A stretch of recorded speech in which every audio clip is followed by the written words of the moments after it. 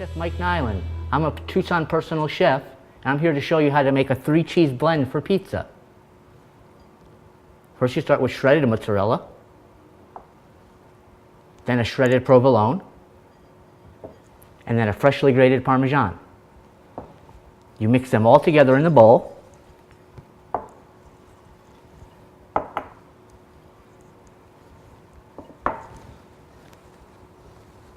And then you can use it for your favorite pizza. That's how you make a 3-cheese blend for your pizza.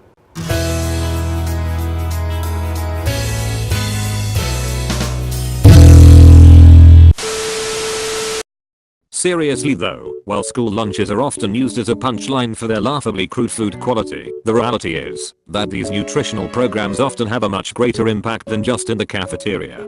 In fact, the food that students consume can influence their cognitive ability and performance at school.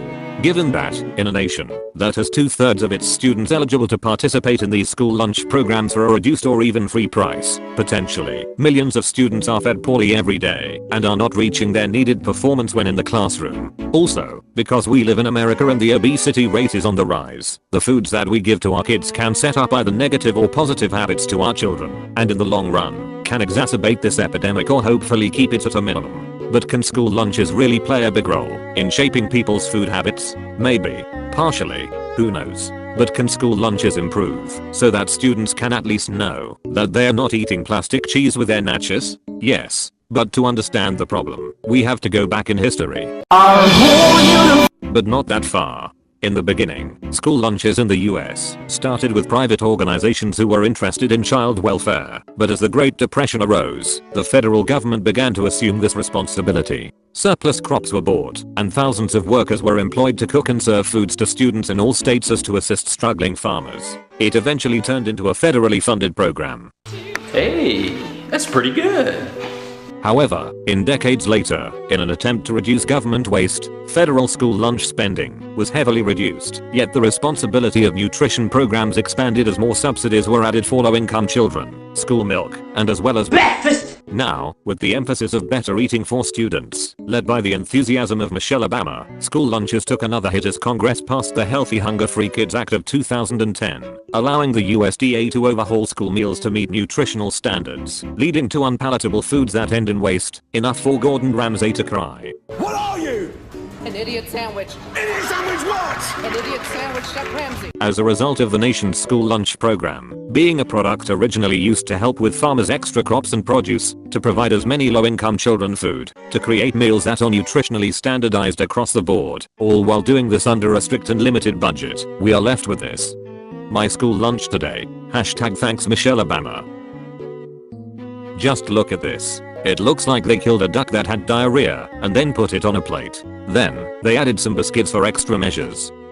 And it's not like students, teachers, and especially school kitchen staff members want this. Just like the public education system that it operates under, it suffers from limited budgeting and from the influence of interest groups. Today, the National School Lunch Program provides low-cost or free school lunches to 31 million students at more than 100,000 schools per day. But despite their limited funding, the large amount of students buying these products attract many interest groups that can still profit from this controlled consumer group. While this is not seen as much in independently run school programs, in the standard school lunch setting, food industries, such as Tyson, Archer Daniels Midlands, Coca-Cola, and Pepsi, can have a lot of influence in the inventory of lunches, and thus the students' choices.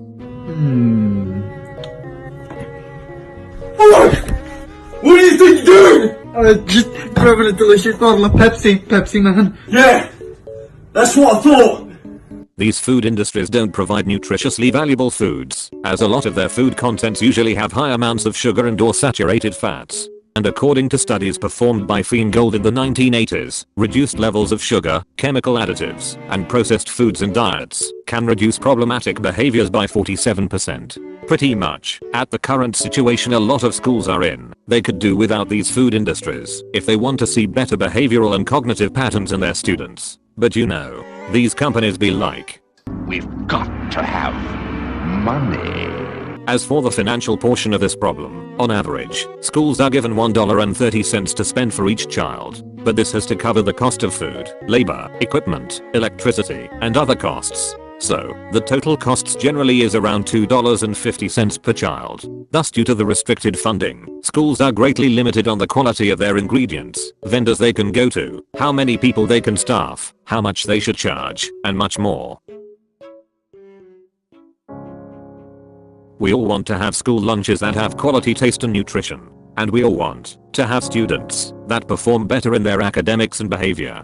But in order for this to happen, we have to start changing things at a local and governmental level. Whether you believe that this is through regulations or the deregulation of school nutrition programs, we can all agree that we can fund these nutritional programs much better, as there is only so much these programs can do with their current limited budget. And with an ever-growing student population, it's more important than ever to set these programs on a good track to well nourish our future generations. So please, contact your local state legislator, state senator, house representative, or even federal senator, and tell them to increase funding to feed our children. And if you are in the 1st District, Maltby in Washington State, you can contact Senator Guy Palumbo at 360-786-7600. Again, that's 360-786-7600. Or you can email Senator Guy Palumbo at guy.palumbo@leg.wa.governor. Again, you can email Senator Guy Palumbo at guy.palumbo@leg.wa.governor.